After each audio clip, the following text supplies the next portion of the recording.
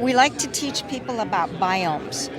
And so Brazil is such a huge country. So this is a map that we have on our website showing the biomes of Brazil. So the Amazon, yes, indeed, it's huge. It's so important. But at the same time, this rainforest is already 93% gone. This area of the Cerrado is where it's been massively deforested for corn and for soy instead of natural forest. So there's...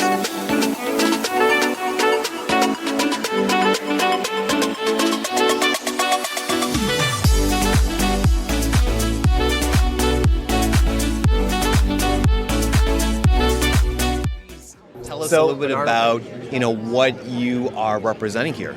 I'm representing the nonprofit iGiveTrees that's been operating for 14 years, doing reforestation primarily in Brazil and degraded rainforests.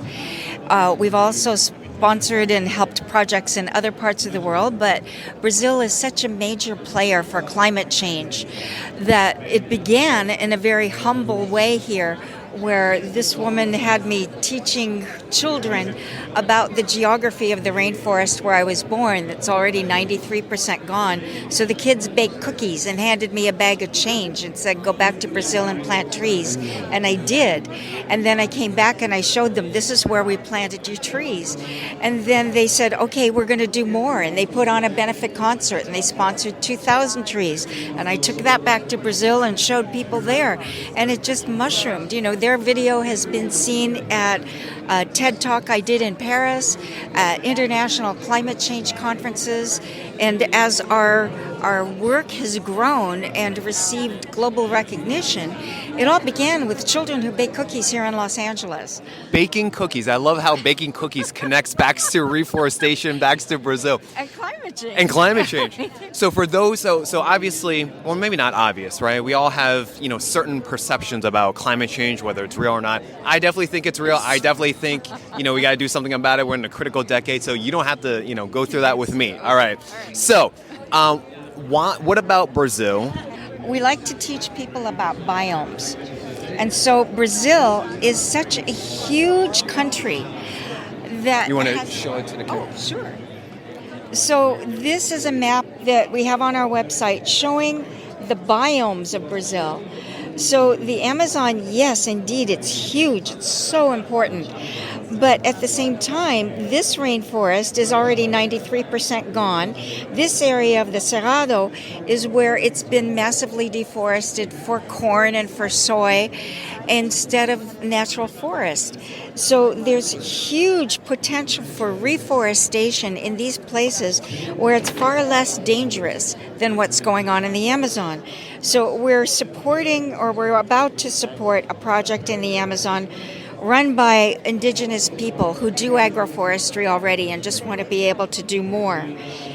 But what we've been able to achieve is to help small communities who have their own projects, who just wanted to be able to scale up, who are teaching their neighbors. So there's this community outreach that's happening from the inside out.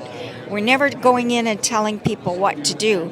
And again, I've worked in horticulture my entire adult life. So I didn't go in to teach anyone anything. I went in to say, what do you need? I would find the people who seemed to know something and say, what do you need? Right. And that's what we do. So what is the level of impact that you're measuring, right? How do you know that, okay, these are the mile markers that we're trying to hit? What is that for you?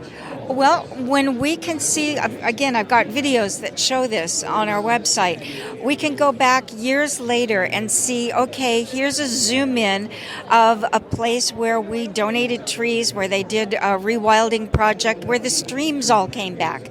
Everybody in the area knows that that place that did things that are different from everybody else has water now, and when everybody else has a drought. And so that became very dramatic for local people to see the water return.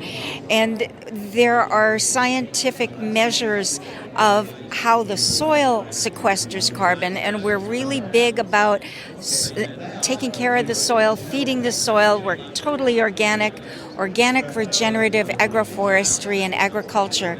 With those principles, if we could monitor at great expense, we could monitor the exact numbers of what's being sequestered, but we know that the methods that we're using have been proven and measured by some of the scientists who I work with.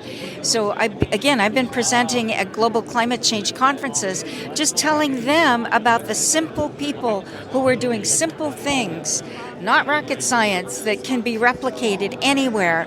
And they have the data that shows, yes, absolutely, when you do this, this, and this, it absolutely works. It is part of the solution that just needs to happen on a larger scale. Very much, very, very much needed. If people wanted to connect, donate, or volunteer to help, where can they go?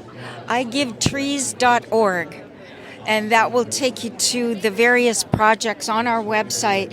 And I love pointing people toward the videos and things that we've got there where you hear the people from the area talking themselves about what's going on and how it's impacting them. One of the projects we seed funded was in Time magazine last month.